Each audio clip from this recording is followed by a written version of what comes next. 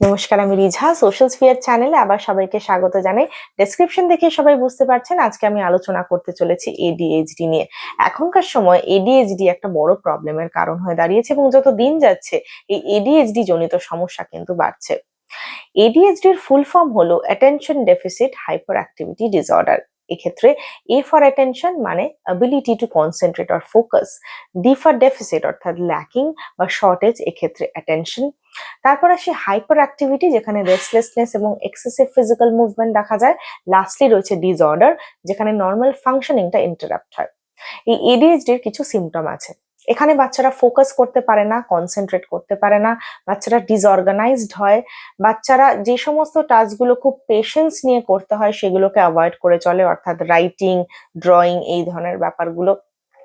এখানে বাচ্চারা প্রচন্ড রকমের ইম্পালসিভ হয়ে যায়, অর্থাৎ খুব সহজে এরা রেগে যায় এবং সেই রাগের বহিঃপ্রকাশটা হয় যে হাতের কাছে সে জিনিস ছুঁড়ে মারে বা খুব চিৎকার করে, মাটিতে শুয়ে পড়ে।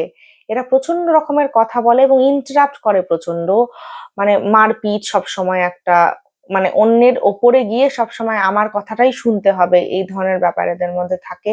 এদের প্রচন্ড রকমের ট্যান্ট্রামস হয় এবং এদের মানে ইমোশনাল কন্ট্রোল থাকে না। যেই মুহূর্তে যেটা চাইতো মানে সেটা চাই, সেটা না পেলে কিন্তু সাংঘাতিক একটা কাণ্ড এরা ঘটিয়ে ফেলে। এবং এদের স্লিপ সাইকেলটা প্রবলেমেটিক হয়। এদের অ্যাংজাইটি ইস্যুস সবসময় দেখা যায়। এদের রিডিং বা রাইটিং স্কিলস অর্থাৎ পড়াশোনা রিলেটেড যে যাবতীয় বিষয়গুলো থাকে সেগুলো কিন্তু এফেক্টেড হয়।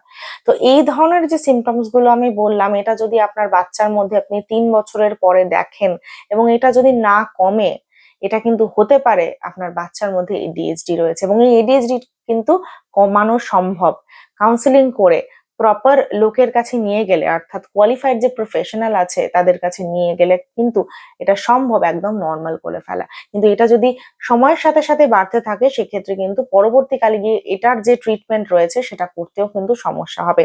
এবং এডিএইচডি যাদের রয়েছে সেই সমস্ত বাচ্চাদের একটা বড় প্রবলেম থাকে, সেটা হচ্ছে সোসাইটি এদেরকে কিন্তু অ্যাকসেপ্ট করতে চায় না। যেহেতু এরা হাইপার অ্যাক্টিভ হয়, যেহেতু এরা সবাইকে মারে বা ইম্পালসিভ হয়, সেক্ষেত্রে কিন্তু অন্য বাচ্চাদের সঙ্গে মেলামেশা, স্কুলের মেলামেশা, এগুলো কিন্তু প্রচন্ড রকমের এফেক্টেড হয় এবং এর ফলে কিন্তু বাচ্চার মেন্টাল হেলথ এফেক্টেড হয়।